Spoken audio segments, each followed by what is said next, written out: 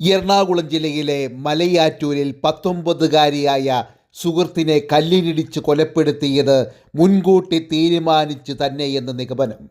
പെട്ടെന്നുണ്ടായ പ്രകോപനത്തിലാണ് ചിത്രപ്രിയ എന്ന 19-കാരിയെ കല്ലിനിടിച്ച് ആൺ സുഹൃത്തായ അലൻ കൊലപ്പെടുത്തി എന്ന് പറയുന്നതെങ്കിലും അങ്ങനെയല്ല എന്നാണ് ഫോണിലെ വിവരങ്ങളിൽ നിന്ന് പോലീസിന് മനസ്സിലാകുന്നത്.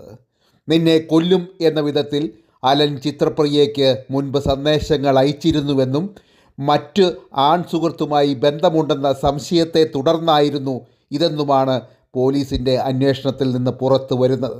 അലനും ചിത്രപ്രിയയും തമ്മിൽ നേരത്തെ നല്ല ബന്ധത്തിലായിരുന്നു.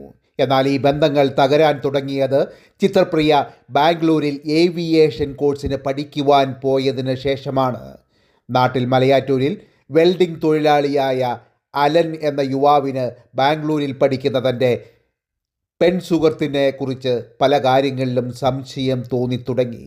ഈ സംശയം മൂത്താണ് ഇദ്ദേഹം ഈ അരുംകൊല ചെയ്തത് എന്നാണ് പോലീസ് പറയുന്നത്.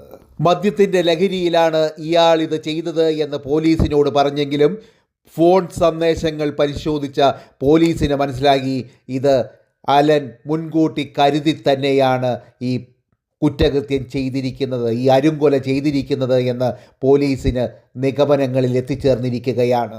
അതിനു വേണ്ടിയിട്ടാണ് ബാംഗ്ലൂരിൽ നിന്ന് നാട്ടിൽ ഉത്സവത്തിനായി എത്തിയ ചിത്രപ്രിയയെ ഇയാൾ നിർബന്ധിച്ച് വീട്ടിൽ നിന്ന് ഇറക്കിക്കൊണ്ടുപോയത്. ഇദ്ദേഹത്തിൻ്റെ ഒപ്പം ചിത്രപ്രിയ ബൈക്കിൽ പോകുന്ന വീഡിയോ ദൃശ്യങ്ങൾ, CCTV ദൃശ്യങ്ങൾ പോലീസിന് ലഭിച്ചിരുന്നു. വെളുപ്പിന് 1:53 ചിത്രപ്രിയയും അലനും തമ്മിൽ ബൈക്കിൽ പോകുന്ന രംഗങ്ങൾ CCTV ദൃശ്യങ്ങൾ പോലീസിന് ലഭിച്ചത്. ഇതേ തുടർന്നാണ് അലനെ പോലീസ് സ്റ്റേഷനിൽ വിളിച്ച് ചോദ്യം ചെയ്തത്. അപ്പോഴാണ് അയാൾ സമ്മതിച്ചത് മദ്യത്തിൻ്റെ ലഹരിയിൽ തലയ്ക്ക് കല്ലിനടിച്ച് ചിത്രപ്രിയയെ കൊല്ലുകയായിരുന്നു എന്ന്. നിലവിൽ അലനെ മാത്രമാണ് പോലീസ് ഇക്കാര്യത്തിൽ കൊലപാതകത്തിൽ സംശയിക്കുന്നുള്ളൂ എങ്കിലും മറ്റാരുടെയെങ്കിലും സഹായം ലഭിച്ചിട്ടുണ്ടോ എന്ന് പോലീസ് പരിശോധിച്ചു കൊണ്ടിരിക്കുകയാണ്.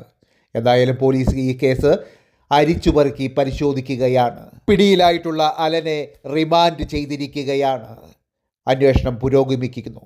എന്തായാലും ഒന്നുറപ്പിക്കാം, അലൻ്റെ സംശയ രോഗം തന്നെയാണ് ഈ കൊലപാതകത്തിന് പിന്നിൽ പ്രവർത്തിച്ചത്.